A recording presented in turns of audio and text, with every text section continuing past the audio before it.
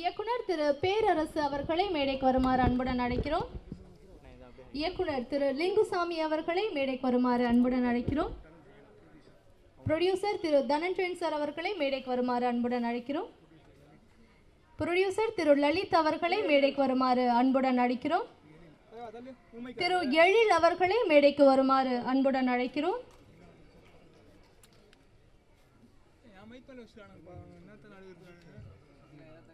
சம்மேளனத்தின் பொதுச் செயலாளர் திரு சுவாமிநாதன் சார் அவர்களை மேடைக்கு வருமாறு அன்புடன் அழைக்கிறோம்.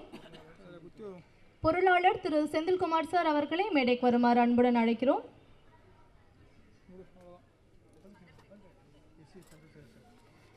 SCC சந்திரசேகர் சார் அவர்களை மேடைக்கு வருமாறு அன்புடன் அழைக்கிறோம்.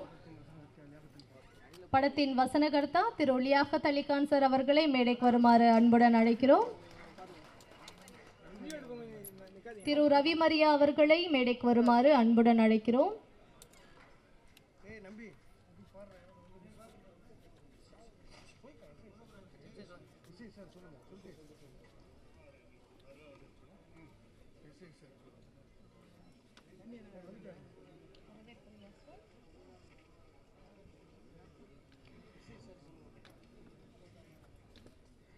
திரு SAC சார் அவர்களை மேடைக்கு வருமாறு பணிவன்புடன் அழைக்கிறோம்.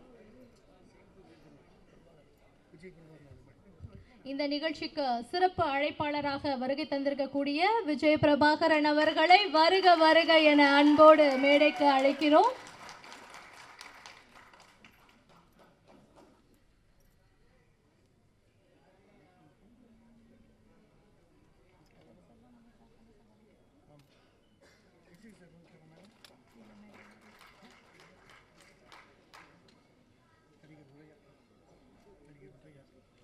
நடிகர் உதயா அவர்களை மேடைக்கு வருமாறு அன்புடன் வரவேற்கிறோம்.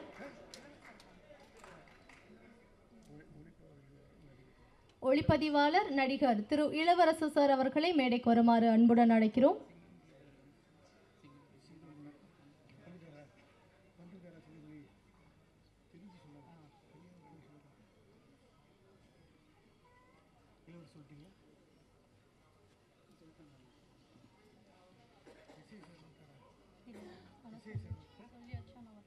அனைவருக்கும் நன்றி. கேப்டன் பிரபாகரன் திரைப்படத்தை 35 வருடங்களுக்கு ஏறக்குறைய பிறகு ரீரிலீஸ் செய்வதற்கான இந்த விழாவிற்கு வருகை தந்துள்ள நண்பர்கள் அனைவரையும் வருக வருக வருக என வரவேற்கின்றேன். உண்மையாகவே ஒரு சந்தோஷமான ஒரு பரவசமான நிலை தான் இருக்குது. கேப்டன் பிரபாகரன் படத்தை ரிலீஸ் பண்ணும்போது எங்களுக்கு என்ன ஒரு சந்தோஷம் இருந்ததோ அதே சந்தோஷம், அதே வரவேற்பு உங்கள் எல்லாரையும் பார்க்கும்போது மேடையில் இருக்கிற எல்லாரும் எங்களுடைய நட்புக்கும் விஜயகாந்த் சார் மேலே வச்சுருக்க அன்புக்கும் இந்த நிகழ்ச்சிக்கு வருகை தந்திருக்காங்க. அவர்கள் எல்லாரையும் வருக வருக என வரவேற்கின்றேன்.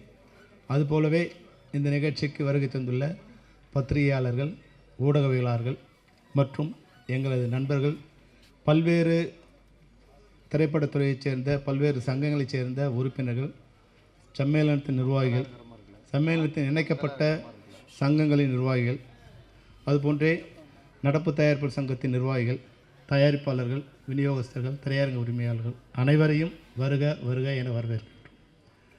இந்த படம் ரிலீஸ் ஆகும்போது எங்களுக்கு என்ன ஒரு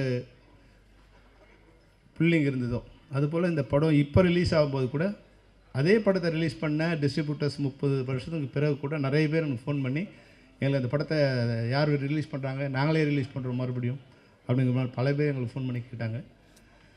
அதுபோல் திரையரங்கத்திலேருந்து சார் படம் ரிலீஸ் பண்ணும்போது நீங்கள் படத்தை ரிலீஸ் பண்ணோம், நீங்கள் வாங்கன்னு ஏறக்குறைய ஒரு 30-40 தேட்டர்லேருந்து எனக்கு ஃபோன் பண்ணாங்க, நீங்கள் படத்தை ரிலீஸ் பண்ணணும். அப்போது அந்த அளவுக்கு இந்த படத்தை மேலேயும் விஜயகாந்த் சார் மூலியம் தமிழகம் எங்கும் ஒரு அன்பு இருக்குங்கிறத நாங்கள் தெரிஞ்சுக்கிட்டோம். அதனால் விஜயகாந்த் சாரோட ரசிகர்களுக்கும் அதுபோன்ற விஜயகாந்த் சாரோட மகன் பிரபாகரன், என்னுடைய சகோதரன் விஜய பிரபாகரனுக்கும் என்னுடைய நன்றி. நீங்கள் வருகை தந்ததுக்கும் இங்கே எனக்கு ரொம்ப சந்தோஷம். என்னென்னா விஜய் பிரபாகரனும் அப்புவும் நான் படம் பண்ணும்போது சின்ன குழந்தைங்க 2 பேரும். இன்றைக்கி நான் படம் பண்ணும்போது தான் பிரபாகரன் பிறக்கிறார். நாங்கள் கிளைமேக்ஸ் ஷூட் எடுத்துகிட்டு இருக்கும்போது ஜனவரி 14 படத்தை ரிலீஸ் பண்ணணுன்னு பிளான் பண்ணி டே அண்ட் நைட் ஷூட் பண்ணிகிட்ருக்கோம். அங்கே டிசம்பர் 10ஆம் தேதி சாலக்குடியில் ஷூட்டிங் முடியுது. டிசம்பர் 12ஆம் தேதி மறுபடியும் ஒரு நாள் கேப் விட்டு சென்னையில் செட்டு போட்டு அதனுடைய அந்த கிளைமேக்ஸ் ஃபைட்டர் எடுத்துக்கிட்டு இருக்கோம். அப்போது விஜயகாந்த் சார் சொல்கிறாரு, செல்வமணி வந்து ஜனவரி 14 நம்ம படம் ரிலீஸு, டிசம்பர் 14 எனக்கு பையன் டேட் கொடுத்துருக்காங்கன்னு. ஆனால் நாங்கள் ஷூட்டிங் பண்ணிகிட்டு இருக்கும்போது டிசம்பர் 13ஆம் தேதி மிட் நைட் வந்து தகவல் வருது, அம்மாவுக்கு வந்து ரொம்ப பிரசவ வலி ஸ்டார்ட் ஆகிடுச்சு 13ஆம் தேதி நைட்டு. நான் சொன்னேன், சார் வந்து என்ன பண்ணலான்னு. இல்லை அவங்க போய் அட்மிட் பண்ணிட்டோம், நான் வந்து அப்புறம் போய்க்கிறேன்னாரு. நைட்டு வந்து 2 மணிக்கு வந்து தகவல் சொன்னாங்க. ஆனால் அவர் வந்து 5 மணிக்கு ஷூட்டிங் முடிச்சுட்டு தான் போய் ஷூட்டிங் அவங்க பையனை பார்த்துட்டு, பையன் வந்து நைட்டு தான் பிறந்தாங்க, 4 மணிக்கோ 4:30 மணிக்கோ நினைக்கிறேன். விடிய காலை போய் பார்த்துட்டு மறுபடியும் குளிச்சுட்டு மறுபடியும் 7 மணிக்கெலாம் ஷூட்டிங் வந்துட்டார். ஏன்னா படத்தை நாங்கள் ரிலீஸ் பண்ணோம், ஜனவரி 4 ரிலீஸ் பண்ணோம். அந்த அன்னைக்கு படம் ரிலீஸுக்கு பிறந்த பிரபாகரன் ரீரிலீஸுக்கு வந்து இந்த படத்தை வந்து சிறப்பு விருந்தினராக வந்திருக்காருங்கிறது வந்து ரொம்ப ரொம்ப சந்தோஷமான விஷயம். அது மாதிரி வந்து அபுவும் வந்து எங்களுக்கு ஒரு சின்ன குழந்தை தான். வந்து அவங்க வந்து அப்போவே சொல்லுவார் ராவுத்தர், ரேய் அங்கிள் கூட போட, நீ வந்து அங்கிள் கூடவே இருக்கணும் அப்படின்னு வந்து சின்ன குழந்தைகிட்ட என் கூட அனுப்பிச்சிட்ருப்பார். ஆனால் அபு வந்து இன்றைக்கி இந்த படத்தோட ரீரிலீஸுக்கு தயாரிப்பாளராக இந்த மேடையில் வந்து உட்காந்துருக்காரு. அது மாதிரி பல்வேறு அம்மா கிரேஷன் சிவா சார் வந்து அப்போ எங்கள் படத்தோட தயாரிப்பாளர். இன்னொரு படம் இப்போ அவங்க தையல்காரர் ஷூட்டிங் நடந்துகிட்ருக்குன்னு நினைக்கிறேன். பார்த்திவன் படம் என்ன சார்? பார்த்திவன் படம் தாலாட்டு பாடவா படத்தோட ஷூட்டிங் நடந்துகிட்ருக்கு. எங்கள் கேப்டன் படத்தோட ஷூட்டிங் நடந்துகிட்ருக்கு. 40 வருஷம் கழிச்சும் நாங்கள் நண்பர்களாக இந்த மேடையில் உட்காந்துருக்கோம். பல்வேறு ஏற்ற இறக்கங்களை பார்த்துருக்கோம். இந்த மேடையில் இருக்கிற எல்லாருமே வந்து என்னோட ஏதோ ஒரு வகையில் நட்பாகவும் இல்லை வந்து சகோதரத்துவம் பழகியிருக்காங்க. உங்கள் அனைவருக்கும் என்னுடைய நன்றியை தெரிவிச்சுக்கிறேன் சார். ரொம்ப நன்றி. ஏன்னா விழா வந்து கொஞ்சம் இந்த இன்றைக்கி ரொம்ப டிராஃபிக், என்ன டிராஃபிக்னு தெரியல, எல்லாருமே உள்ளே வரதுக்கு கொஞ்சம் சிரமம் ஆயிடுச்சு. அதனால் கொஞ்சம் ஆரம்பிக்க லேட் ஆகிடுச்சு. அதனால் என்னுடைய உரையை சிறிதாக முடிச்சுக்கிறேன். நம்முடைய இந்த படத்தை பற்றி என்னுடைய நண்பர்கள் அதிகமாக பேசுவாங்க. ஏன்னா படம் நான் பேச வேண்டியதில்லை, படம் 30 வருஷம் கழிச்சும் பேசியிருக்கு. அந்த படத்தோட இயக்குனருங்கிற வகையில் எனக்கு எப்பவுமே வந்து சந்தோஷம்தான். அந்த சந்தோஷத்தோடு மற்றவர்களை பேச அழைக்கிறேன். நன்றி, வணக்கம். விருந்தினர்கள் வாழ்த்துறை வழங்க இருக்கிறார்கள். அதில் முதலாவதாக வர இருப்பவர் இயக்கிய சட்டம் ஒரு இருட்டறை என்ற திரைப்படத்தின் மூலம் வெளிச்சத்துக்கு வந்தவர் நமது கேப்டன் விஜயகாந்த் அவர்கள். அதன் பிறகு அந்த படத்தை பன்மொழிகளில் இயக்கி வெற்றி படமாக தந்துவிட்டு மீண்டும் தமிழில் திரைப்படத்தை இயக்க அந்த இயக்குனர் வரும்போது வாய்ப்பே சரியாக அமையவில்லை. அதனால் மதுரைக்கே கிளம்பி விடலாம் என்று கேப்டன் அவர்கள் முடிவு செய்தபோது மீண்டும் இவர் இயக்கத்தில் சாட்சி என்ற திரைப்படத்தில் கேப்டன் அவர்களை வைத்து இயக்கினார். அந்த படம் மிகப்பெரிய வெற்றி படமாக அமைந்தது. அதனால் கேப்டன் அவர்கள் தமிழ் சினிமாவில் கதாநாயகனாக நிலைத்து நிற்க அஸ்திவாரமாக அமைந்தது. இந்த இயக்குனரின் இயக்கத்தில் தான் கேப்டன் விஜயகாந்த் அவர்கள் அதிக படங்களில் நடித்தார். சுமார் 18 திரைப்படங்கள். அரசியலில் சமூகத்தில் ஏற்படும் அவலங்களை, அநீதிகளை எதிர்த்து நீதிக்காக மக்களுக்காக போராடும் புரட்சிகரமான கதாநாயகனாக நடித்து பெயரும் புகழும் பெற்றார். பின்னாளில் அரசியலுக்கு கேப்டன் விஜயகாந்த் அவர்கள் வருவதற்கு ஆரம்ப காலத்தில் இந்த திரைப்படங்கள் மிகவும் பேசப்பட்டது, உதவிகரமாக அமைந்தது. புரட்சி கலைஞர் என்ற பெயரும் அமைந்தது. அந்த இயக்குனரும் புரட்சி இயக்குனர் என்று அழைக்கப்பட்டார். போற்றுதலுக்குரிய சாதனையாளர், முன்னாள் தமிழ் திரைப்பட தயாரிப்பாளர்கள் சங்கத்தின் தலைவர், தமிழ்நாடு திரைப்பட இயக்குனர்கள் சங்கத்தின் தலைவர், இயக்குனர், தயாரிப்பாளர், நடிகர் திரு S. A. சந்திரசேகரன் அவர்களை வாழ்த்துறை வழங்க அன்போடு வரவேற்கிறோம். நடிகர் சிங்கம்புலி அவர்களை மேடைக்கு வருமாறு அன்புடன் அழைக்கிறோம்.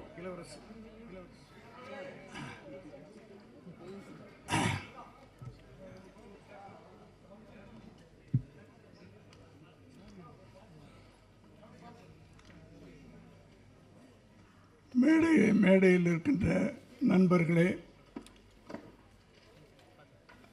செல்வமணி சார் அவர்களே, வந்திருக்கின்ற மீடியா தொலைக்காட்சி தோழர்களே, எல்லாருக்கும் என்னுடைய மாலை வணக்கம்.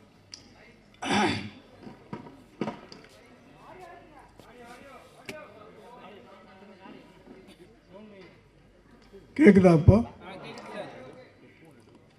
இல்லை, என் குரலே சாயந்தரம் ஆனால் அப்படி தான் ஆகிடும். கேப்டன் பிரபாகரன், அதாவது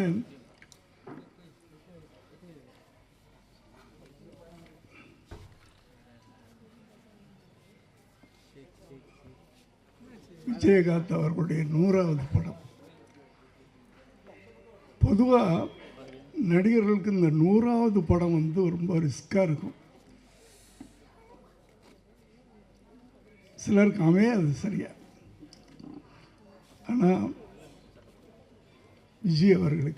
விஜயகாந்த் அவர்களுக்கு இது ஒரு மிகப்பெரிய வெற்றி படமாக அமைஞ்சது. அதாவது ஒவ்வொரு நடிகனுக்கும் ஒரு ஆரம்பம், ஒரு படிக்கட்டாக இருக்கும். இந்த படம் வந்து அடுத்த கட்டத்துக்கு அவர் தூக்கிட்டு போகும், இந்த படம் அடுத்த கட்டத்துக்கு தூக்கிட்டு போகும். அப்படி அமைஞ்சது தான். முதல்ல சட்டபுரட்டரை, அப்புறம் சாட்சி அவரை நிலைநிறுத்திச்சு. அதுக்கு பிறகு வந்த இயக்குனர்களில் சில படங்கள் அடுத்த கட்டத்துக்கு அப்படியே தூக்கிட்டு போச்சு. இந்த படத்தில் தான் கேப்டன் அப்படின்னு இன்னைக்கு வரைக்கும் அவர் பேரே மாறி போச்சு. அது இந்த படத்து மூலமாக தான். ஜென்ரலாக நான் வந்து விஜயகாந்த் நடித்து மற்றவங்க டைரக்ட் பண்ணுற படத்தை நான் ஒரு முறை தான் பார்ப்பேன் நான். ஆனால் இந்த படத்தை 3 தடவை பார்த்துருக்கேன். அப்படியாப்பட்ட ஒரு மேக்கிங். இதில் வசனங்கள் லியாகத் அலி கான் மேடையில் இருக்காங்களா இல்லையான்னு தெரியல, ரொம்ப நல்லா இருக்கும். ரொம்ப யதார்த்தமாக, அதே நேரத்தில் பவர்ஃபுல்லாக இருக்கும். அடுத்து பாடல்கள் எடுத்துக்கிட்டிங்கன்னா அத்தனை பாடல்களும் விட்டு சார் இந்த படத்தில். அப்படி கமர்ஷியலான ஒரு படத்தை அதான் இயக்குனர்கள் ஒரு நடிகரை தூக்கிட்டே போவாங்க நல்ல இயக்குனர்கள் கிடைக்கும்போது. அப்படி விஜயகாந்த் கிடைத்த ஒரு நல்ல பெரிய ஒரு மறக்க முடியாத இயக்குனர்கள் ஒருத்தர் செல்வமணி சார். அந்த 87 அந்த 90 இந்த ஒரு 3-4 வருஷங்கள் ஒரு தமிழ் சினிமாவில் ஒரு ட்ரெண்டு. டிஎஃப்டி டைரக்டர்ஸ்லாம் உள்ளே வந்தாங்க, பயங்கரமான சக்ஸஸ்லாம் கொடுத்தாங்க. ஆனால் என்னென்னா தயாரிப்பாளர்கள்லாம் பயந்துட்டாங்க அவங்க வைக்கிற செலவுகளை எல்லாம் பார்த்துட்டு. ஆனால் டிஎஃப்டி படிச்சுட்டு தயாரிப்பாளருக்கு ஒரு நல்ல லாபத்தை கொடுத்த இயக்குனர் அப்படின்னு நம்ம சொல்லணும்னா, ஏன்னா மற்றவங்களாம் இட்டு கொடுத்தாங்க, நான் இல்லைன்னு சொல்ல. ஆனால் ப்ரொடியூசருங்கெல்லாம் எப்படி அப்படின்றது ஒரு கேள்விக்குறியாக இருந்துச்சு. அப்போது இந்த டிஎஃப்டி டைரக்டர் மேலேயே ஒரு பயம் வர ஆரம்பிச்சிருச்சு ப்ரொடியூசர்ஸ்க்கெலாம். அந்த காலகட்டத்தில் 2 இயக்குனர்களும் எனக்கு தெரிஞ்சு, உதயகுமார் சார் அவரும் டிஎஃப்டி ஸ்டூடெண்ட். ஆனால் ஒரு நாளில் இத்தனை நாளில் நான் படம் எடுத்துருவேன், என்னுடைய ப்ரொடியூசர் லாபம் சம்பாதிக்கணும் அப்படின்னு. அதே நேரத்தில் பிரம்மாண்டம், அந்த பிரம்மாண்டத்தை விட மாட்டாங்க டிஎஃப்டி ஸ்டூடெண்ட்ஸ். அடுத்தது செல்வமணி சார். அவருடைய அத்தனை படங்களும் அந்த காலகட்டத்தில் அத்தனை படங்களும் தயாரிப்பாளர்களுக்கு லாபத்தை கொடுத்த படம். அப்படியாப்பட்ட ஒரு நல்ல படம் திரும்ப ரிலீஸ் ஆகுது. நிச்சயமாக இது முதல்ல நான் எப்படி ஓடிச்சோ அதே மாதிரி திரும்ப ஓடுன்னு எனக்கு நம்பிக்கை இருக்கிறது. இந்த நேரத்தில் நான் விஜயை பற்றி பேசாமல் போனேன். விஜய்னா விஜயகாந்தை பற்றி பேசாமல் போனால் நல்லா இருக்காது.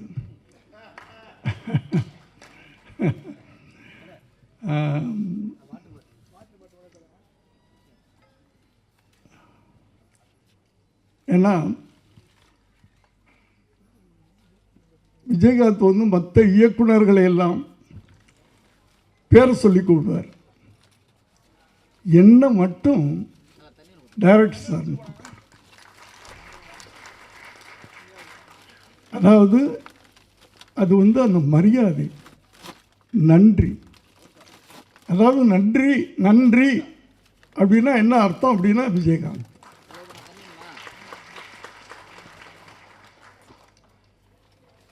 அதே ஒரு வார்த்தை மனிதம் அப்படின்னா அதுக்கு என்ன அர்த்தம்னா விஜயகாந்த்.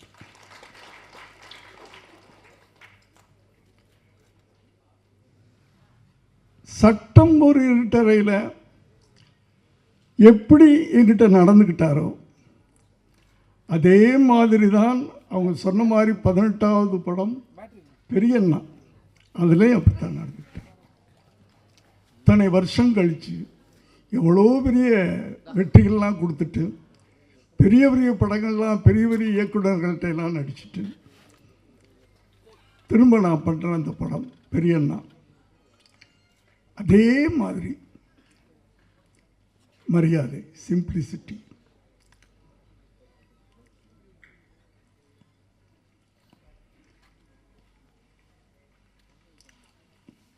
நன்றி அப்படின்றது வந்து சாதாரணமான நன்றி இல்லை சார். நான் வந்து பல மேடைகளில் சொன்ன ஒரு விஷயம் திருப்பி நான் சொல்லணும். எங்கே ஏன்னா என் வாழ்நாள் பூரா அதை சொல்லிக்கிட்டு இருப்பேன் நான்.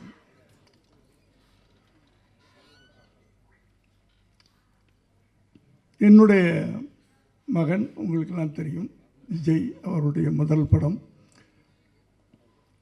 ஒரு 69-70 லட்ச ரூபா கிட்டத்தட்ட செலவு பண்ணி நாளைய தீர்ப்புன்னு படம் எடுத்தேன். சரியாக போகலை, உங்கள் எல்லாருக்கும் தெரியும் எப்படி. ஆனால் அவர் நடிகனாக வந்துட்டார், அவரை நம்ம எப்படியோ ப்ரமோட் பண்ணணும். அதுக்கு என்ன பண்ணலான்னு யோசனை பண்ணப்போ சரி ஒரு பெரிய நடிகரோடு நடிக்க வைப்பாமே அப்படின்னு பிளான் பண்ணேன். ஆனால் எந்த பெரிய நடிகரும் ஒத்துக்கல. சரி ஒரு மாதிரி அதில் வேற அவ்வளோ போட்ட படமெல்லாம் போயிடுச்சு. நான் ஒரு டல்லாக அப்படியே இருக்கிறேன். என் மனைவி சொன்னாங்க, ஏங்க நீங்கள் விஜயகாந்த்கிட்ட கேட்கல அப்படின்னு. இல்லைம்மா அவர் கேட்டால் பண்ணிவிடுவார், ஆனால் எனக்கு என்னமோ டெலிகேட்டாக இருக்குது, இத்தனை படம் பண்ணிவிட்டு எப்படி போய் கேட்குறதுன்னு தெரியல அப்படின்னு சொன்னேன்.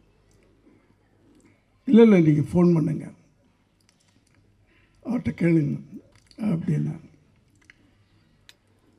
நான் ஃபோன் பண்ணுறேன். எப்போவுமே இப்போ நான் பேசுகிறேன்னா உடனே அவர் எல்லா டைரக்டர்ஸையும் ஒரே மாதிரி தான் பிஹேவ் பண்ணுவார். எல்லாத்துட்டையும் பெரிய பெரிய டைரக்டர் சின்ன டைரக்டர்லாம் கிடையாது.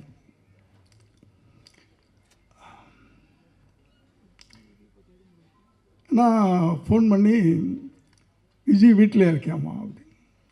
ஆமாம் சார், இன்றைக்கி ஷூட்டிங் இல்லை சார், மத்தியானம் தான் சார் 2 மணிக்கு. நான் ஒரு 5 நிமிஷத்தில் வரட்டுமா அப்படின்னு கேட்டேன். என்ன சார் விஷயம்? இல்லை ஒரு சின்ன உதவி, அதுக்காக நான் வர்றேன் அப்படின்னு சொன்னேன். வர்றேன்னு சொல்லிவிட்டு குளிக்க போயிட்டேன். குளிச்சுட்டு நான் வெளியே வர்றேன், என் பெட்ரூமில் உட்கார்ந்துருக்கார்.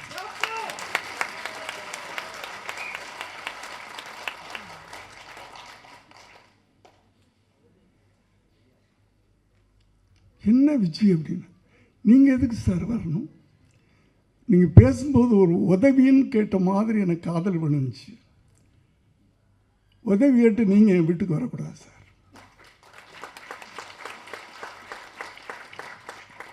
இதுதான் மனிதம்ன்றது, ஹியூமனிட்டி. என்ன சார் பண்ணணும், என்ன வேணும் கேட்டேன். நான் எப்படி என் விஷயத்தில் சொன்னேன். தெரியுமில்ல விஜய், அந்த போன படம் அப்படி எடுத்தேன், இப்படி ஆயிடுச்சு. எனக்கு படத்தை பற்றியெல்லாம் எனக்கு பெருசாக இல்லை. விஜய் என்னுடைய அவனை நான் எப்படியாவது கொண்டாடணும், அவரை நான் எப்படியாவது கொண்டாடணும். அதுக்கு இப்படி ஒரு ஐடியா இருக்குது எனக்கு. நான் ஒரு சின்னதாக ஒரு லைன் மைண்டில் வச்சேன். அது உங்களோட விஜய் நடித்தான், உங்களுக்கு தம்பியாக, அதுவும் விஜயகாந்துடைய தம்பி அப்படின்ற ஒரு கதாபாத்திரத்தில் அவர் நடித்தார்னா, ஏன்னா அப்போ வந்து விஜயகாந்த் வந்து பட்டி தொட்டிலாம் உள்ளுக்குள்ளே போயிருக்க அந்த காலகட்டங்கள். இப்போ நான் சொல்லிக்கிட்டே இருக்கிறேன். இப்போ நீங்கள் நடித்து எப்போ பிளான் பண்ணுறீங்க? நான் சொல்லி முடிக்கலை. எப்போ பிளான் பண்ணுறீங்க சார்? அது உங்களை பொறுத்த. உங்களுக்கு நான் என்னைக்காவது வந்து நான் டேட் சொல்லியிருக்கலாம். 18 படத்துலையும் அவர் எனக்கு டேட் சொல்ல மாட்டார், நான் தான் டேட் சொல்லுவேன். அடுத்தது அவருக்கு படம் பண்ணணுன்னா முதல்ல ராவுத்தரை பாருங்கன்னு சொல்லுவார். ராவுத்தர்கிட்ட கதை சொல்லுங்கன்னு சொல்லுவார். எல்லாருக்கும் தெரியும். ராவுத்தருக்கு பிடிச்சா தான் இவர்கிட்ட அனுப்புவார். நான் எந்த படமும் ராவுத்தர்கிட்ட போனது கிடையாது. அவரை அனுப்ப மாட்டார். எப்போ சார் பண்ண போகிறீங்க, டேட் சொல்லுங்கள். அதே மாதிரி அன்னைக்கும் கேட்டார், நீங்கள் எப்போ பிளான் பண்ணுறீங்க? இல்லை இப்போ தான் நான் பிளான் பண்ணிகிட்ருக்கேன், எழுதிக்கிட்டு இருக்கேன், இது பண்ணிக்கிட்டுருக்கேன். அடுத்த மாதம் இல்லைன்னா அடுத்த மாதம், அடுத்த மாதமா அதுக்கு அடுத்த மாதமா? அவர் கேள்வி. இல்லை அடுத்த மாதம். எப்போ இருந்து? நான் ராவுத்தர்கிட்ட கேட்கணும், அங்கே கேட்கணும், இங்கே கேட்கணும், டைரியை பார்க்கணும், அதெல்லாம் இல்லை. எப்போ பிளான் பண்ணுறீங்க, என்ன டேட்? செப்டம்பர் 1ஆம் தேதியிலேருந்து ஒரு 15 நாள் அப்படின்னு சொன்னேன். வச்சுக்கோங்க சார், வச்சுக்கோங்க சார். என்ன உங்களுக்கு நீங்கள் ராவுத்தரை கேட்கணும், அது இது இல்லை சார், நீங்கள் வச்சுக்கோங்க, அவ்வளவுதான். எனக்கு அதாவது ஒரு மனிதன்கிட்ட மனிதம் இருக்கும், இந்த அளவுக்கு இருக்குமா?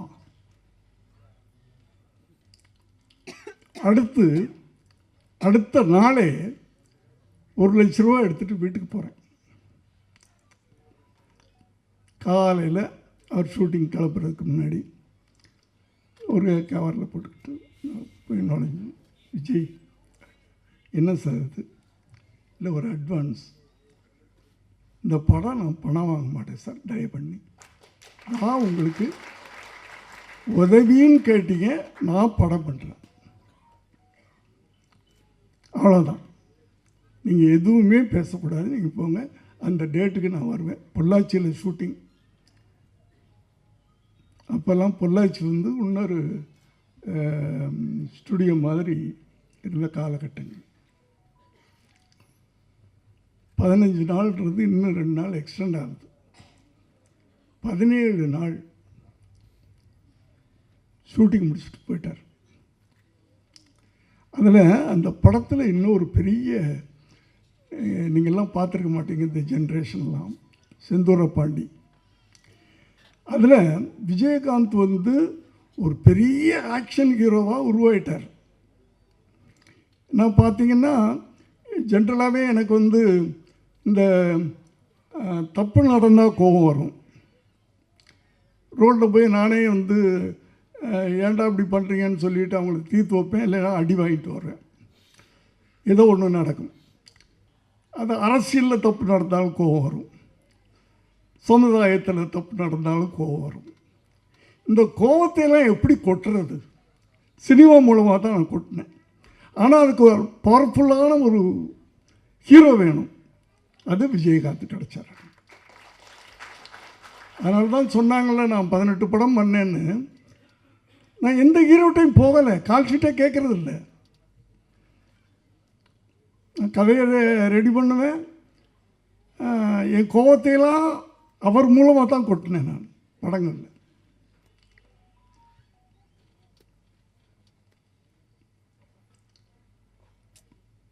அப்படி நான் இப்படி அந்த செந்தூர பாண்டி படம் முடிஞ்சு டப்பு டப்பு டப்புன்னு வியாபாரம் ஆச்சு.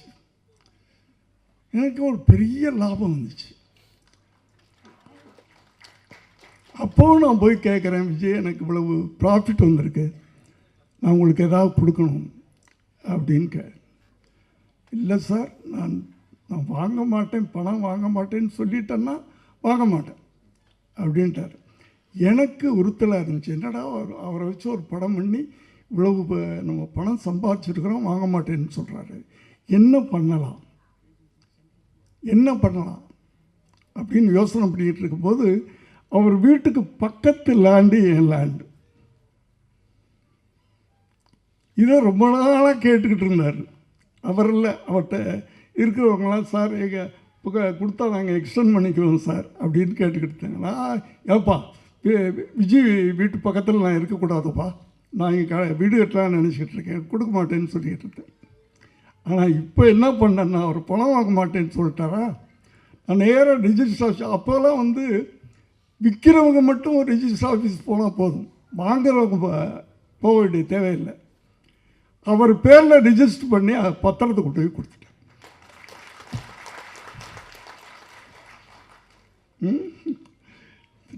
நேராக வீட்டுக்கு வந்தார் பாருங்க, ஷோபாட்ட என்னுடைய மனைவிட்ட, என்னம்மா என்னை கேவலப்படுத்திட்டார் அவர். சார் நான் உதவின்னு கேட்டால் நான் உதவி பண்ணுறேன், அதுக்கு போய் நான் பணம் வாங்கக்கூடாதுன்னு தான் நினச்சேன். நானும் சொன்னேன், பணம் கொடுக்கலையே, நான் பணமாக கொடுக்கலையே, உனக்கு பணம் கொடுத்தா தானே. இப்படி ஒரு அது நட்புலாம் கிடையாது எனக்கு. அவர் ஃப்ரெண்ட்ஸுன்னு சொல்லிக்க முடியாது, அதையும் தாண்டின ஒரு உறவு எங்களுக்கு. அவர் இருந்த வரைக்கும் அவர் மனசில் எனக்கு ஒரு தனி இடம் இருந்துச்சு சார், ஒரு தனி இடம். அப்படியாப்பட்டவரை நான்லாம் ஷூட்டிங்கில் எப்படி இருப்போம்னா, சொன்னாங்கல்ல யாரோ செல்வமணி சார் பேசும்போது, அவர் டைரக்டர் நடிகர் சார், டைரக்டர் நடிகர், அதே நேரத்தில் ப்ரொடியூசரும் லாபம். அவர் ப்ரொடியூசர்லாம் லாபம் வரும், ரெண்டு பேரையும் மைண்டில் வச்சுக்கிடுவார். அவர் படங்களுக்கு ப்ரொடக்ஷன் மேனேஜர் தேவையில்லை, அவர் தான் கரெக்டாக வருவார், அவரே கமாண்ட் பண்ணுவார், அவரே மற்றவங்களை வேலை வாங்குவார். ஒரு நாள் ஏதோ ஒரு படம் என்னுடைய ஷூட்டிங்கு, ஃபைட் சீனில் நான் சிச்சுவேஷன் சொல்லிவிட்டு, அது நைட் எஃபெக்டில் நான் இருக்க மாட்டேன். எப்போவுமே நைட் ஷூட்டிங்கில் ஃபைட்லேயே இருக்க மாட்டேன்.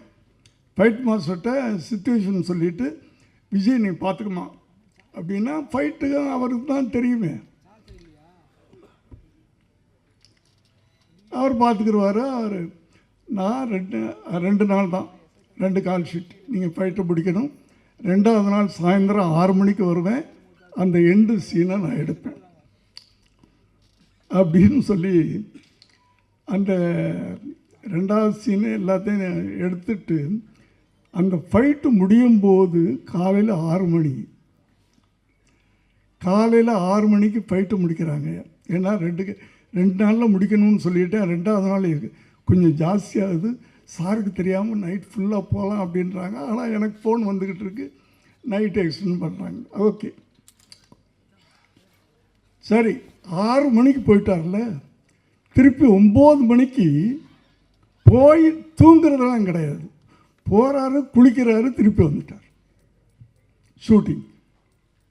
அந்த அளவுக்கு ஒரு அது ஒழுங்கு, டிசிப்ளின், பக்தி, மரியாதை, இதெல்லாம் ஒன்று சேர்ந்த ஒரு மனிதன். அதாவது எல்லாரும் நம்ம பிறக்கிறோம், படிக்கிறோம், வேலைக்கு போகிறோம், கல்யாணம் பண்ணிக்கிறோம், குழந்தை குட்டி, ஒரு நாளைக்கு போயிடுறோம், அவ்வளோதான். இருந்தாலும் யார் இப்படி ஒருத்தன் இருந்தான்னு கூட தெரியாது. ஆனால் விஜயகாந்த் மறைந்த பிறகும் இன்னும் வாழ்ந்து கொண்டிருக்கிறார் அப்படின்னா அந்த அடையாளத்தை விட்டுட்டு போகிறவன் தான் மனிதன். ஒரு அடையாளத்தை விட்டு போகணும். நம்ம இந்த பூமிக்கு வந்ததுக்கு ஒரு அடையாளத்தை விட்டு போகணும். அந்த அடையாளத்தோடு இன்று அவர் குடும்பம் இருக்கிறது. என்னுடைய செல்லுமணி சார், உங்களுக்கு என்னுடைய வாழ்த்துக்கள். இந்த படம் திரும்ப உங்களை படம் பண்ண வைக்கும் சார். இந்த படம் ரிலீஸ் ஆன பிறகு திரும்ப உங்களை தேடி ப்ரொடியூசர்ஸ் வருவாங்க. நன்றி சார், வணக்கம். நான் சீக்கிரம் போகிறேன், மன்னிச்சுக்க. எல்லோரும் மேடையில் இருக்கவங்களாம் என்னை மன்னிச்சுக்க. மிக்க நன்றி சார். எஸ்ஐசி சார் அவர்களுக்கு திரு செல்வமணி சார் அவர்கள் பொன்னாடை அணிவித்து மரியாதை செய்வார்கள்.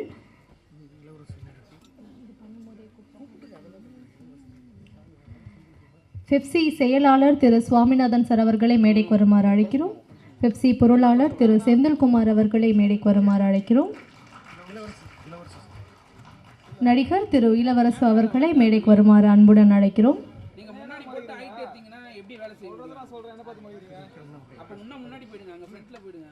ஆதலாகட்டும் எல்லாவற்றையும் மெல்லிய உணர்வுகளால் மென்மையாக கதைகளை சொன்னவர் இவர். படங்களில் அனைத்து கேரக்டர்களும் தனக்கான இடத்தை தக்க வைத்துக் கொள்ள போராடுபவர்கள். அந்த சூழல்தான் படத்தில் வில்லன். தனியாக வில்லன் என்று யாரும் கிடையாது.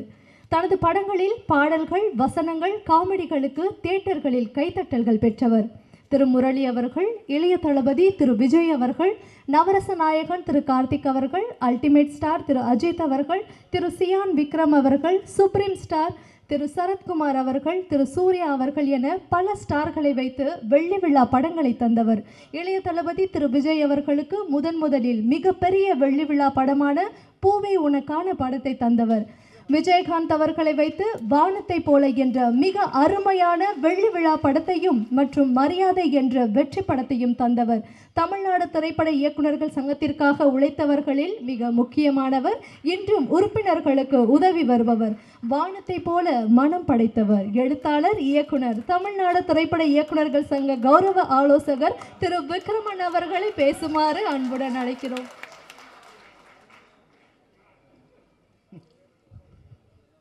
எல்லாம் ஒவ்வொரு பில்டாக பாருங்கள். அனைவருக்கும் வணக்கம். கேப்டன் எப்படி ரமணாவில் வந்து பயங்கர புள்ளி விவரம் சொல்லுவாரோ அந்த மாதிரி இந்த நிகழ்ச்சி தொகுப்பாளர் வந்து கேப்டன் பிரபாகர் ரிலீஸ் ஆன பிறகு கிட்டத்தட்ட 10,000 சொச்சம் படம் ரிலீஸ் ஆகிருக்குன்னு சொல்லி ரொம்ப அழகான ஒரு புள்ளி விவரம் சொன்னாங்க. எனக்கு இன்னும் கேப்டன் பிரபாகரன் ரிலீஸ் ஆன அந்த காலகட்டம் எனக்கு ஞாபகத்தில் இருக்குது. இது வந்து 1991 ஏப்ரல் 14 ரிலீஸ் ஆச்சு. அதான் செல்வமணிகிட்ட நான் கிளாரிஃபை பண்ணிக்கிட்டேன். அவர் ஜனவரி 14 அப்படின்னு சொன்னார். அது இல்லை. அப்புறம் அவர் சொன்னார் இல்லை ஜனவரி 14 பிளான் பண்ணால் நான் ரிலீஸ் பண்ண முடியலன்னு சொன்னார். ஏன்னா இந்த படம் வந்து உங்களுக்கெல்லாம் தெரியும், 100வது படம்ன்றது சில நடிகர்களுக்கு மட்டும்தான் சக்ஸஸ்ஃபுல்லாக வந்திருக்கு. சிவாஜி சாருக்கு நவராத்திரி, எம்ஜிஆர் அவர்களுக்கு ஒளிவிளக்கு, கேப்டனுக்கு கேப்டன் பிரபாகரன். இதில் அப்போ வந்து கேப்டன் பிரபாகரன் ரொம்ப முதல்ல 100வது படமாக சென்டிமெண்ட்டாக அது சரியாக வராது அப்படின்னு நினச்சாங்க. படம் பெரிய ஹிட்டு. அப்படி ஓடிட்டு இருக்கும்போது ராஜீவ்காந்தியினுடைய படுகொலை கரெக்டாக. அப்போ வந்து இந்த படத்துக்கு பயங்கர செட்பேக்கு. ஏன்னா கேப்டன் வந்து உங்களுக்கெல்லாம் தெரியும், இலங்கை போராளிகளுக்கு ரொம்ப சப்போர்ட்டிவான ஆள். விடுதலை போராட்ட பிரபாகரன் தலைவர் பிரபாகரனுக்கு ரொம்ப நெருங்கியவர் அவர். அதனால் இது கொஞ்சம் எதிர்ப்பெல்லாம் வந்தது. ஆனால் அப்போ எல்லோரும் என்ன நினச்சாங்கன்னா இப்போ கேப்டன் பிரபாகரன் விழுந்துருன்னு நினச்சாங்க. ஆனால் அதுக்கு அப்புறமும் அந்த படம் பெரிய சக்ஸஸ் ஆச்சு. அதுதான் அந்த படத்தினுடைய மிகப்பெரிய வெற்றி. இப்போ இந்த ட்ரெய்லர் பார்க்கும்போது அப்படியே மறந்துட்டேன் நான். என்ன பிரம்மாண்டமாக இருக்குது படைப்பு. கிட்டத்தட்ட ஒரு 35 ஆண்டுகளுக்கு முன்னால் பார்த்த அதே பிரம்மாண்டம் இப்பவும் இருக்குது. நான் வந்து கேப்டனுடைய ரொம்ப ரசிகன். நான் வந்து சந்திரசேகர் சார் சட்டமுறையற்றை படம் பண்ணும்போதே அந்த படம் பார்த்ததுலேருந்தே நான் ரசிகன். எனக்கு தெரிஞ்ச ஒரு டிஸ்ட்ரிபியூட்டர் வந்து திருநெல்வேலி டிஸ்ட்ரிபியூட்டரு, அவர் வந்து சாட்சி படம் வந்து என்னை ப்ரிவியூ பார்க்க கூப்பிட்றாரு. அந்த படம் வந்து சொன்னேன், சார் இந்த படம் வாங்க, கண்டிப்பாக அந்த படம் பெருசாக ஹிட் ஆகும் அப்படின்னு சொன்னேன். அவர் இல்லை இது இந்த ஹீரோக்கு கொஞ்சம் இப்போ மார்க்கெட் டல்லாக இருக்காங்க சார். இல்லை சார், அவர் ஜனங்களுக்கு ரொம்ப பிடிக்குது சார் அவரை, நீங்கள் வேணால் பாருங்கள் அந்த படம் பெரிய ஹிட் ஆகும்னு சொன்னேன். சொன்ன மாதிரியே அந்த படம் பெரிய ஹிட்டு. அதே மாதிரி கேப்டன் பிரபாகரனுக்கும் எனக்கு பெரிய எதிர்பார்ப்பு இருந்தது. அந்த படமும் பெரிய ஹிட்டு. இப்போல்லாம் டிவியில் சில சாங்ஸ் கேப்டன் சாங்லாம் பார்க்கும்போது எனக்கு ரொம்ப பார்க்க முடியாது. அந்த மாலை கருக்களில் சோலை அந்த பாட்டு வந்து நீதியின் மறுபக்கம்னு நினைக்கிறேன், ரொம்ப பிடிச்ச பாட்டு. அதெல்லாம் பார்க்கும்போது எனக்கு அப்படியே கண்ணீர் வந்துடும். இப்போ கேப்டன் பிரபாகர் இந்த ட்ரெய்லரு டீசர்லாம் பார்க்கும்போது கேப்டன் பிரபாகர் இன்னும் ஞாபகம் இருக்குது எனக்கு. இப்போ அந்த ஓப்பனிங்கை வந்து கிட்டத்தட்ட கேப்டன் வந்து ஒரு 20 நிமிஷம் லேட்டாக தான் வருவார்னு நினைக்கிறேன், கரெக்டாக. அதெல்லாம் அப்போ பார்க்கும்போது என்னடா கேப்டன் சீக்கிரம் வரமாட்டாரா அப்படின்ற மாதிரி இருக்கும். முதல்ல சரத்குமார்லாம் காமிச்சு, பாசமுள்ள பாண்டியரி பாட்டெலாம் காமிச்சு, அப்புறம் தான் கேப்டன் வருவார். கேப்டன் வரும்போது இன்ட்ரொடக்ஷனே பிரமாதமாக இருக்கும். கேப்டனுடைய லெக் ஷாட்டு அது இதுன்னு காமிச்சு ஒரு அடி, ஒருத்தனை போலீஸ்காரனை அடித்து அப்புறம் போலீஸ் ஸ்டேஷனுக்குள்ளே ஒரு ஃபைட் பண்ணுவார் பாருங்க, மரண்ட்டேன். அது மாதிரிலாம் ஒரு ஃபைட்டு எந்த ஆர்டிஸ்டாலையும் பண்ண முடியாது. ஈவன் ஜாக்கி சாரம் கூட பண்ணலாங்க, நான் சொல்கிறேன். அந்த மாதிரி கேப்டன் மிரட்டுவார். அதெல்லாம் அந்த மாதிரி ஃபைட் பண்ணுறதுக்கெலாம் இப்போ யாரும் ஆர்டிஸ்ட் கிடையாதுங்க. எல்லாம் சும்மா ரோப் கட்டி டூப் போட்டு தான் எல்லோரும் பண்ணுறாங்க. அது கேப்டனோட நான் ஒர்க் பண்ணியிருக்கனால சொல்கிறேன். எனக்கெல்லாம் வந்து ரொம்ப பொறாமையாக இருக்குது. கேப்டன் வச்சு இவ்வளோ அழகாக ஒரு படம் பண்ணியிருக்காரு, நம்ம அப்படி பண்ண தவறிட்டோமே, நம்ம சும்மா கேப்டனுக்கு ஒரு மஞ்சள் பையும் கூடையும் கொடுத்துட்டோமே அப்படின்னு சொல்லி ரொம்ப எனக்கே ஒரு அடிக்கடி ஒரு காம்ப்ளெக்ஸ் வரும். இருந்தாலும் நான் மரியாதையில் ஒரு சின்ன ஒரு மரியாதை செலுத்தினேன் அவருக்காக அந்த படமே அவருக்காக தான் பண்ணேன். சிவா சாருக்கு தெரியும். அந்த படத்தில் அவருக்காக ஒரு அழகான ஓப்பனிங் வச்சேன். நீங்கள் பலர் மரியாதை படம் பார்த்துருப்பீங்களான்னு எனக்கு தெரியாது. ஒரு சின்ன குழந்தை கொஞ்சம் உயரமான ஒரு இடத்துல சூரியனையே பார்த்துட்டு இருக்கும். அப்போ அவங்க அம்மா வாசல் தெளிச்சிட்டு இருப்பாங்க அதிகாலையில். அந்த குழந்தைய பார்ப்பாங்க, அந்த குழந்தை அப்படியே சூரியனையே பார்த்துட்டு இருக்கும். அப்போ இந்த அம்மாவுக்கு ஒரு ஷாட், அந்த குழந்தைக்கு ஒரு ஷாட்டு, அந்த சூரியனுக்கு ஒரு ஷாட்டு. என்னடா இது, நானும் அப்போ இருந்து பார்த்துக்கிட்டே இருக்கேன், அந்த சூரியனையே பார்த்துட்டு இருக்கியே அப்படின்னு சொல்லி அந்த அம்மா கேட்கும். அந்த குழந்தை அந்த ஒரு 5 வயசு பையன் அப்படி பார்த்துட்டு, இல்லைம்மா அந்த சூரியனுக்கு மீசை வச்சா எப்படி இருக்குன்னு பார்த்தேன் அப்படின்னு. இது என்னடா கேள்வி, நம்ம ஐயா மாதிரி இருக்குண்டா அப்படின்னு சொல்லி அந்த அம்மா சொல்லுவாங்க. உடனே அந்த சூரியனுக்கு அப்படியே ஒரு ஜூம் போச்சுன்னா அந்த சூரியனில் ஒரு மீசை வரும், ஒரு மூக்கு வரும், ஒரு உதடு வரும், அப்படியே ஒரு ஃபேஸ் வந்தால் கேப்டனுடைய ஃபேஸு. கேப்டன் அப்படியே ஸ்லோ மோஷனில் நடந்து வருவார். அங்கே புரட்சி கலைஞரின் அப்படின்னு சொல்லி மரியாதைன்னு போட்டிருப்போம். என்னால் முடிஞ்ச ஒரு சின்ன மரியாதை கேப்டனுக்கு, அவ்வளோதான். மறுபடியும் கேப்டன் வச்சு படம் பண்ணணும்னு நினச்சா அந்த வாய்ப்பு கிடைக்கல. கேப்டன் அரசியலே தீவிரமாயிட்டார். நம்ம கேப்டனுக்கு செய்ய வேண்டிய மரியாதை வந்து நிச்சயமாக அவருடைய மகன் விஜய பிரபாகரனுக்கு அரசியல்லையும் சண்முக பாண்டியனுக்கு சினிமாலையும் செலுத்தி அவங்கள மிகப்பெரிய உயரத்துக்கு கொண்டு செல்லணும்னு சொல்லி இந்த படம் முதல்ல எப்படி வெற்றி பெற்றதோ அதே மாதிரி ரீரிலீஸ்லேயும் மிகப்பெரிய வெற்றி பெறும். என்னுடைய வாழ்த்துக்கள். நன்றி. Thank you sir. அவர்களின் நம்பிக்கைக்கு உரியவர், அவர்களுக்கு அவர்களுடன் இணைந்து பயணித்தவர், படங்களையும் தயாரித்தவர், பல வெற்றி படங்களின் தயாரிப்பாளர், இன்று நடப்பு தயாரிப்பாளர்கள் சங்கத்தின் செயலாளர். சினிமாவில் இவர் இல்லாத நிகழ்வுகளே இல்லை. பிரம்மாண்டமான படைப்பான கேப்டன் பிரபாகரனில் இவரது பங்களிப்பும் உண்டு. அம்மா கிரியேஷன்ஸ் டி. சிவா அவர்களை வாழ்த்துரை வழங்க அன்புடன் அழைக்கிறோம். அனைவருக்கும் வணக்கம். அகில இந்திய சினிமாவும் உற்று பார்த்த மிகச்சிற சினிமாக்களிலே கேப்டன் பிரபாகரன் முக்கியமான படம். இந்த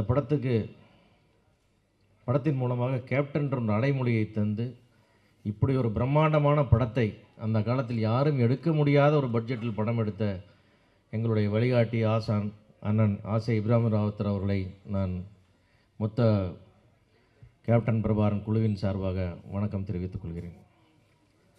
ஏன்னா இப்ராஹிம் இல்லைன்னா இந்த மாதிரி இப்படி ஒரு பிரம்மாண்டம் ஒன்று உருவாயிருக்கவே முடியாது. ஏன்னா அந்த மாதிரி வந்து கேப்டனுக்காக செலவு பண்ணுறதுல அவருக்கு மேலே யாருமே இல்லை. ஒரு நாள் காலையில் பெஞ்சில் வந்து டீ குடிச்சிட்டு இருக்கும்போது அன்றைக்கி தினத்தந்தி பேப்பரில் தமிழீழம் பிரபாகரனை பற்றி ஒரு நியூஸ் வருது. அதை பார்த்துட்டு படத்துக்கு இனிமேல் கேப்டன் பிரபாகரன் தான் டைட்டில்னு கூப்பிட்டு சொன்னார். அந்த மாதிரி வந்து இந்த கேப்டன்ற அடைமொழி அங்கிருந்து உருவாச்சு. இன்றைக்கி வந்து உலகம் உள்ளளவும் இன்றைக்கி போகிற கேப்டன் என்ற வார்த்தை அவரால் கொடுக்கப்பட்டது என்பதை இந்த இடத்துல அவருடைய மரியாதைக்காக நினைவு கூறுகிறேன். இந்த படம் வந்து ஒரு செல்லுமணி எப்படி எடுத்தான்னு கேட்டிங்கன்னா, ஒரு ஷோலே படத்தோடைய ஒரு 10% பட்ஜெட்டில் தமிழில் ஒரு ஷோலை எடுத்து கொடுத்தார். அது காரணம் அப்படி ஒரு உழைப்பு, அப்படி ஒரு திட்டமிடுதல் இருந்தது. அந்த மாதிரி கிட்டத்தட்ட 2வது படத்திலேயே இப்படி ஒரு முத்திரையை பற்றி இயக்குனர் அப்படி இருக்கவே முடியாது. அந்த மாதிரி ஒரு மாபெரும் சாதனையை செல்லுமணி செய்த படம். அந்த செல்லுமணி கூட வந்து அப்படியே தோளுக்கு தோல் நின்ற வசனம் லியாகத் அலிகான். பிற்காலத்தினுடைய கேப்டனுடைய அனைத்து அரசியல் ஈடுபாடுகளுக்கும் அரசியல் சிந்தனைகளுக்கும் அஸ்திவாரமாக அமைந்தது லியாகத் அலிகானுடைய வசனங்கள் என்று சொன்னால் நிச்சயமாக மிகையாகாது. ஏன்னா அப்படி அனல் தெரிக்கும் வசனங்களை கேப்டனுக்காக உருகி எழுதியவர் வந்து லியாகத் அலிகான். அவர் இந்த இடத்துல நன்றியோடு நினைவு கூறுகிறேன். அது மாதிரி ஒரு மாபெரும் ஒரு பலதரப்பட்ட ஒரு ஒரு மல்டிபிள் பர்சனாலிட்டியான ஒரு மன்சூர் அலிகானை உருவாக்கி தந்த படம் இந்த கேப்டன் பிரபாகரன். அதை வந்து அவன் மன்சூர் அலிகானை மோல்டு பண்ணி கொண்டு இருக்க செல்லுமணி என்ன பாடுபட்டிருக்கான்றது செல்லுமணிக்கு தான் தெரியும். அது மாதிரி அற்புதமான ஒரு திரைப்படம். அது மாதிரி வந்து சிவந்தவன் படத்தில் பட்டத்திராணி பாட்டுக்கு அப்புறம் அதுக்கு இணையாக ஒரு பாடல் போட்டப்பட்டால் அது வந்து ஆட்டமா சேராட்டமா பாட்டு தானே. அப்படி ஒரு இசையை கொடுத்த ராஜா சார். இப்படி இந்த படத்துக்கு எல்லாருடைய பங்களிப்பும் இருந்தது. அற்புதமான ஒரு படம். இதிலெல்லாம் தாண்டி இந்த ரத்தம் சிந்தி எடுத்த படம்லாம் சொல்லுவாங்க. ஆனால் கேப்டன் ரத்தம் கொட்ட கொட்ட நடித்த படம் வந்து இந்த படம். ஏன்னா அவர் இந்த படத்துக்கு உழைத்த உழைப்பும் பட்ட சிரமமும் எடுத்த ரிஸ்க்கும் சிந்திய ரத்தமும் அளவில்லாத உண்மையாகவே ஷாட்டில் அப்படியே ரத்த ஒழுகு நடிச்சிருக்கார். இந்த செல்லுமணி பல மேடைகளில் அப்படியே ரோப்போட கயிறோட ரத்தம் அப்படியே ரத்தம் சொட்ட சொட்ட ரோப்பில் வருவார். அந்த மாதிரிலாம் அவர் நடித்து இந்த படத்துக்கு வந்து உயிர் கொடுத்துருக்காரு. அது அந்த கேப்டன் பிரபாகரனை இந்த விழாவிலே நம்முடைய பிரபாகரனே வந்து கலந்துக்கிட்டது எனக்கு ரொம்ப சந்தோஷம். தம்பி அபு வந்தது ரொம்ப மகிழ்ச்சி. இந்த கேப்டன் பிரபாகரன் வந்து ஒரு காலத்தை வென்ற படம். அதனால் அது விக்ரமன் சார் சொன்ன மாதிரி ஒருத்தருக்கு ஒரு ஐகானிக் படம்னா இது கேப்டனுக்கு இதுதான் படம். அந்த மாதிரி இப்படி ஒரு படத்தை கொடுத்து ரீரிலீஸ் பண்ணுற இந்த ஸ்பேரோ ஃபிலிம்ஸ் நம்ம டிஸ்ட்ரிபியூட்டர் கார்த்தி அவர்களுக்கும் மற்ற இந்த எல்லாம் வந்து வாழ்த்து நன்றி. இந்த கேப்டன் பிரபாகரன் மீண்டும் ஒரு வசூலில் ரீரிலீஸில் இதுதான் பெஸ்ட்டுன்னு ஒரு சாதனையை படைக்க வேண்டும் என்று வாழ்த்தி விடைபெறுகிறேன். நன்றி, வணக்கம். வாசனுக்கு பிறகு தமிழ் சினிமாவின் பிரம்மாண்டம் யார் என்றால் இவர்தாம் என்று ஊரே சொல்லும். கூலிக்காரன், உழைப்பறிந்து வாடை வழங்குவதில் நல்லவன். சென்னையின் வடக்கு சீமையிலே இவர் பிறந்தாலும் இவருடைய கிழக்கு சீமையை போற்றும். தமிழ் திரைப்படத்துறையில் ஆயிரக்கணக்கான தொழிலாளர்களை, நூற்றுக்கணக்கான தொழில்நுட்ப கலைஞர்களை, பல தயாரிப்பாளர்களை வாடாமல் பாதுகாத்து வாழ வைக்கும் வாடிவாசல். கலைப்புலி எஸ் தானு அவர்களை வாழ்த்துரை வழங்க அன்புடன் அழைக்கிறோம்.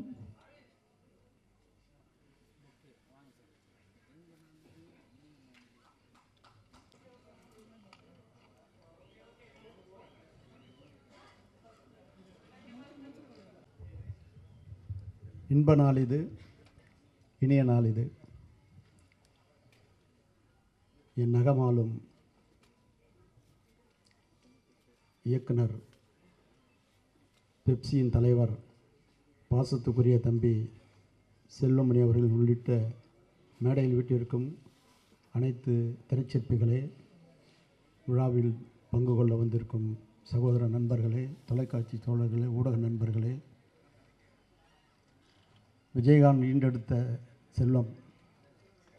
செல்வன் பிரபாகரன் அவர்களே, உங்கள் அனைவருக்கும் என் பணிவான மாலை தமிழ் வணக்கத்தை நான் மகிழ்வோடு தெரிவித்துக் கொள்கின்றேன். விஜயகாந்த் அவர்களை நினைக்கும் பொழுது என்றுமே பசுமையாகத்தான் என் கண்கள் பணிக்கும். ஒரு மனித நேயத்துக்கு ஒரு உத்தரவாதம் என்றால் அது விஜயகாந்த் அவர்கள்தான். அவரோடு நான் பயணித்தது கூலிக்காரன், நல்லவன், தெருப்பாடகன் என்னும் புதுப்பாடகன். என்னை திரைக்கதை வசனகர்த்தா பாடலாசிரியர் ஆக்கினார் நல்லவனில். அடுத்து என்னுடைய ஈடுபாட்டை பார்த்து என்னையே இயக்கச் செய்து, என்னையே இசையமைக்கச் செய்து தெருப்பாடகனை தந்தவர். அப்படிப்பட்ட மனிதரை என் வாழ்நாளில் மறக்க முடியாது. கடையேழு வள்ளல்களை பற்றி நாம் படித்திருக்கிறோம், பார்த்ததில்லை. நாம் கண்முன்னே வாழ்ந்தவர், வாழ்ந்து வள்ளலாக 8வது வள்ளலாக வாழ்ந்து காட்டியவர்.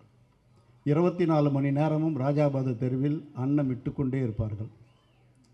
அப்படி அன்னமிட்ட கை அவரது. அவருடைய காலம் திரையுலகின் பொற்காலம். செல்லுமணி அவர்களை நினைக்கும் பொழுது 2 படங்கள் தான் புலன் விசாரணையும் கேப்டன் பிரபாகரனும் ஒரு மைல்ஸ்டோன். வட இந்திய தயாரிப்பாளர்களெல்லாம் போட்டி போட்டு செல்வமணி அவர்களை படத்திற்காக இயக்குனருக்காக அட்வான்ஸோடு வந்து காத்திருந்த காலம் அந்த கற்காலம் பொற்காலமாக மாறியது. அப்படிப்பட்ட விஜயகாந்த் அவர்கள் இந்த படத்தில் கேப்டன் பிரபாகரன், ஆம், நான் தந்த அடைமொழி புரட்சி கலைஞர் கேப்டன் பிரபாகரன். இந்த புரட்சி கலைஞர் என்றது புரட்சி நடிகருடைய எம்ஜிஆருடைய புரட்சியையும் கலைஞருடைய பெயரையும் சேர்த்து தான் புரட்சி கலைஞர் என்று நான் கூலிக்காரனில் அழைத்தேன். மாபெரும் மிகப்பெரிய வசூலுக்கு சொந்தக்காரராகத்தான் அவர் விளங்கினார். திரையுலகில் எந்த ஒரு பிரச்சனை இருந்தாலும் முன்னணியில் வந்து நின்று அவர் பணியாற்றிய விதம் காலத்தால் மறக்க முடியாதது. நடிகர் சங்கத்தை மீட்டெடுத்து அதனுடைய கடனை அடைத்து அதற்கு ஒரு மிகப்பெரிய வழிகாட்டி அமைந்தார். அப்படிப்பட்டவருக்கு அவருக்கு திருமணம் நிச்சயிக்கப்பட்ட போது என்னிடம் சொன்னது கலைஞர் தலைமையில் நடத்த வேண்டும் என்றார். உடனே கலைஞரிடம் அழைத்து சென்று என்ன தேதி வேணும்னு கேட்குறாரு. 4 தேதி கொடுக்குறாரு கலைஞர்கிட்ட. நீ என்ன தேதி சொல்லு, நான் வரேன் அப்படின்னாரு. அந்த தேதி தான் நடந்தது. அப்படிப்பட்ட திருமண வைபவம் மதுரையில் அந்த மாதிரி ஒரு முத்தையா மன்றத்தில் அந்த மாதிரி எந்த காலத்திலும் நடக்காது, நடக்கவும் முடியாது. அப்படிப்பட்ட கடல் அலை போல மக்கள் வெள்ளத்தில் அவருடைய திருமணம் நடந்தது. அதை நினைக்கும் பொழுது எங்கள் கண்கள் பனிக்கிறது, நெஞ்சம் நெகிழ்கிறது. அவருடைய செல்வங்கள் அரசியலிலும் சரி சினிமாவிலும் சரி முன்னேற்ற பாதையில் செல்வார்கள் என்று சொல்லி வாய்ப்பு தெரிவித்து அமைகிறேன். இந்த ஆட்டமா பாட்டமா பாடு மட்டும் ஒரு ட்ரெய்லர் மாதிரி எடுத்திருந்தார். அதான் கேட்டேன், எவ்வளோ டான்ஸஸ்ப்பா அப்படின்னு. 60 டான்ஸர் 600 டான்ஸர் மாதிரி எடுத்திருக்கிறார். எப்படி நைட்டில் அந்த லைட்ஸோடு அவங்க புறப்பட்டு வர்றது, காவல்துறை அதிகாரிகளோட ஒரு ட்ரெய்லர், ஒரு பாட்டு போட்டால் அந்த படத்தை பார்க்கணும்னு சொல்கிற ஒரே ஒரு சூழலில் உருவாக்கிய ஒரு கலைச்சிற்பி தான் தம்பி செல்வமணி அவர்கள். வாழிய வாழிய வாழி என்று வாழ்த்தி விடைபெறுகிறேன். நன்றி, வணக்கம். எப்படி விஜயகாந்துக்கு ஒரு லியாகத் ஊருக்கு ஊர் போய் அவரை பற்றி பறைசாற்றி கூட்டம் போட்டு அவர் புகழை சேர்த்தாரோ, அதுபோல் திரையுலகில் செல்வமணியுடைய படம் அவருக்கு ஒரு கொடையாக விளங்கும் என்று சொல்லி விடைபெறுகிறேன். நன்றி, வணக்கம். ரம்யா கிருஷ்ணன் மேம் அவர்களை வருக வருக என அன்போடு வரவேற்கிறோம். தற்போது கேப்டன் இந்த பெருமைகளுக்கெல்லாம் சொந்தக்காரர், எழுத்தாளர், இயக்குனர், கவிஞர், இசையமைப்பாளர், தயாரிப்பாளர், இப்போது பிஸியான நடிகர், தமிழ்நாடு திரைப்பட இயக்குநர்கள் சங்கத்தில் ஆர்.கே. செல்வமணி அவர்களுடன் துணைத் தலைவராக, பொதுச் செயலாளராக, இப்போது தலைவராக பொறுப்பு வகிப்பவர் திரு ஆர்.வி. உதயகுமார் அவர்களை வாழ்த்துரை வழங்க அன்புடன் அழைக்கிறோம். அனைவருக்கும் வணக்கம். ஒரு அற்புதமான மேடை. 35 ஆண்டுகளுக்கு முன்னால் சினிமா எப்படி இருந்ததோ இன்றைக்கி அப்படி இருக்குது இந்த இடம், இந்த மேடை. இப்படி இனிமேல் ஆரம்பிக்கணுன்றது எங்களுடைய ஆசை.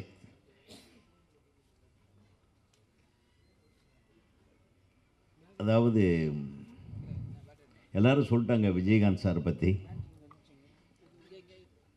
விஜயகாந்த் சாருக்கு ரொம்ப ரொம்ப கடமைப்பட்டவர்கள் திரைப்படக் கல்லூரி மாணவர்கள். ஏன்னா கிட்டத்தட்ட விஜயகாந்த் சார் மாதிரி அதிகமான இயக்குனர்களை உருவாக்கின நடிகர்கள் தமிழ் சினிமாவில் யாருமே கிடையாது. அதனாலேயே விஜயகாந்த் அவர்களுக்கு அவர் இயக்குனர்களுடைய ஒரு தெய்வம் மாதிரி எங்களுக்கு அவர் தெரிகிறார். ஏன்னா நிறைய இயக்குனர்களை உருவாக்கினவர். அதில் முதன்மையானவர்னு சொன்னால் நமது செல்வமணியை சொல்லலாம்.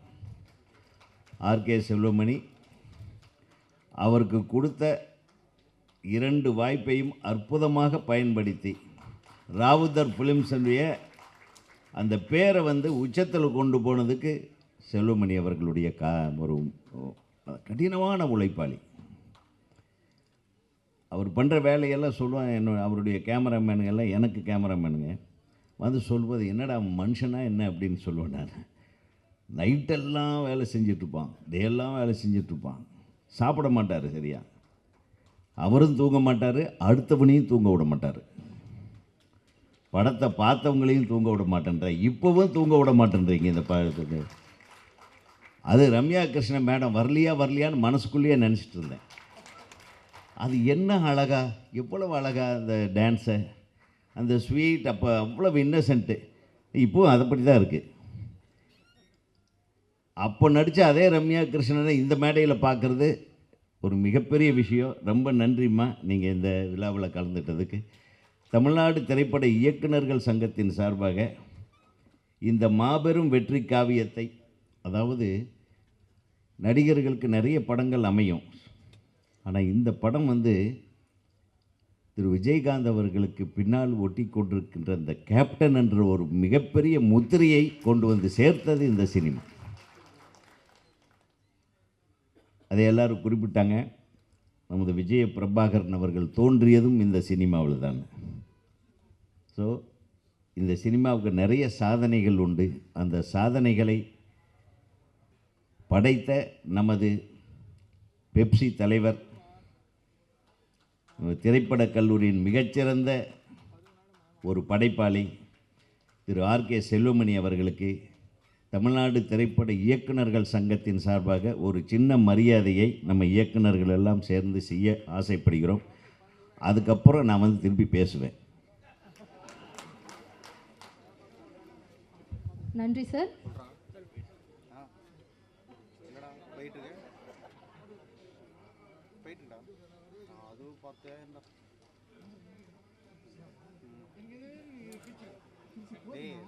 வேலைக்கு வந்துருக்கேன்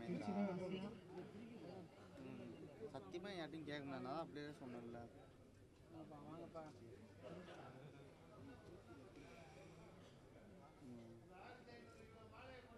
அவன்லாம் பேசணும்னா அவன்லாம் என்னை கொண்டு போய் ஸ்டேஷன் வச்சுருவாங்க.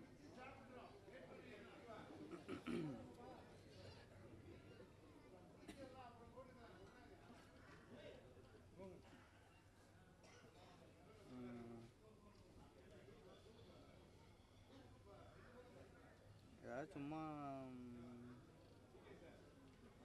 எதுவும் பண்ண வேண்டியதான். அனைவருக்கும் வணக்கம். இது தமிழ்நாடு திரைப்பட இயக்குனர் சங்கத்தின் சார்பாக நடக்குது. இணை துணை உதவி இயக்குனர்கள் யாராவது இருந்தால் கீழே இருந்தால் கொஞ்சம் மேலே வாங்க, மேடைக்கு வாங்க ப்ளீஸ். நன்றி.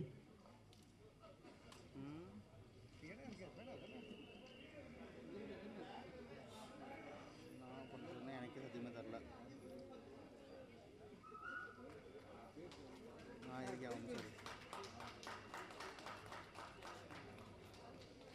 போட்டு உண்டாயிரம்.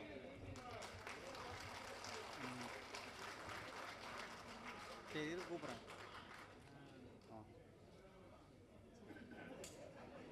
இளவரசி படிக்க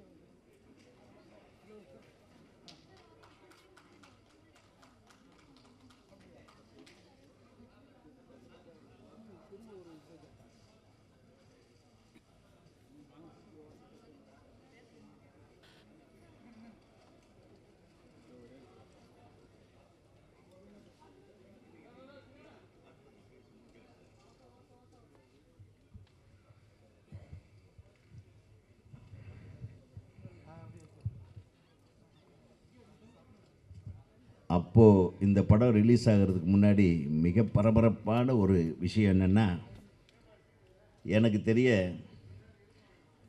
இளையராஜா சார்கிட்ட போயிட்டு இந்த படத்துக்கு நீங்கள் மியூசிக் பண்ணணுன்னு விஜயகாந்த் சார் கேட்டதாகவும், இப்போ செல்வமணி கிட்ட கேட்டிருக்காரு, சார் இந்த படத்தில் பாட்டே கிடையாதுன்ட்டாப்லையா.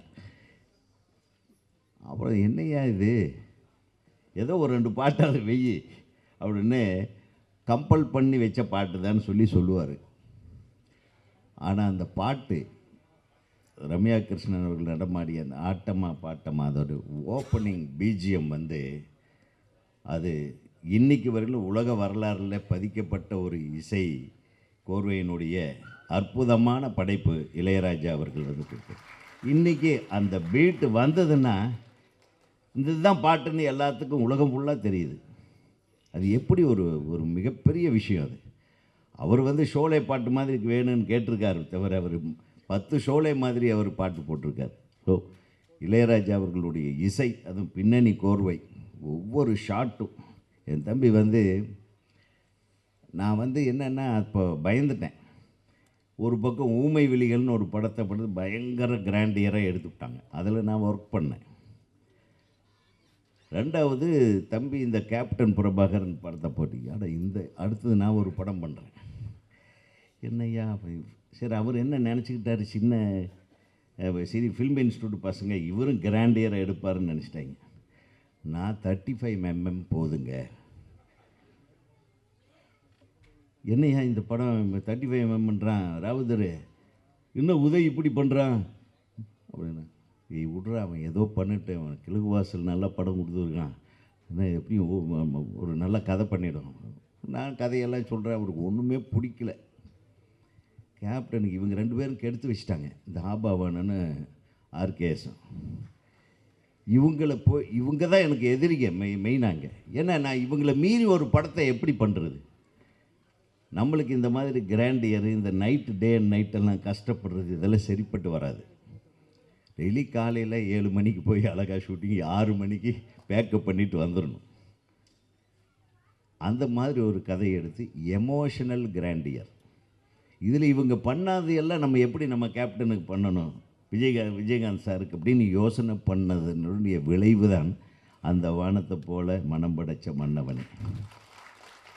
கலங்கும்போது சேரு, அது தெளியும் போது நீர். இன்றைக்கும் இந்த மனுஷனை தவிர வேறு யாருக்குமே இந்த வரிகள் பொருந்தாது. ஐயாவோட மானம் அந்த கவரிமான மீறும், அந்த கவரிமானு பரம்பரைக்கே உன்னால தான் பேருன்னு எழுதணும். அது ஆத்மார்த்தமாக விஜயகாந்த் அவர்களை பற்றி புரிந்தவர்களுக்கு அந்த உள்ளத்திலிருந்து வரக்கூடிய அந்த விஷயங்கள். அது எத்தனை பேர்த்துக்கு சாப்பாடு போட்டிருப்பார்.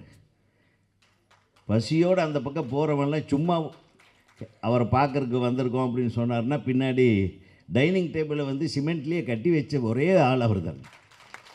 மற்றவங்களாவது டைனிங் டேபிளை போட்டிருப்பாங்க, சேர் 4 சேர் போட்டு சிமெண்ட்லேயே கட்டி வச்சு ஒவ்வொரு நாளும் பிரியாணி தான். யாருக்கு எந்த வஞ்சனையும் கிடையாது, பிரியாணி. அந்த காலத்தில் நம்ம அந்த சினிமா ஏதாச்சும் ஒரு இடத்துல போய் மாட்டிக்கிட்டு ஒரு ஆட்டோவில் போகிறோன்னா நம்ம இந்த மாதிரி நம்ம யார் இந்த மாதிரி விஜயகாந்த் சார் ஆஃபீஸ் பக்கம் போகணும், ஆஃபீஸுக்கு போகணும், அந்த மாதிரி போகணும்னு சொன்னால் அவனுக்கு காசே வாங்க மாட்டாங்க. யார் எந்த ஆட்டோக்காரங்க காசு வாங்க மாட்டாங்கன்னா அத்தனை ஆட்டோக்காரங்களுக்கு அவர் சாப்பாடு போட்டிருப்பார்.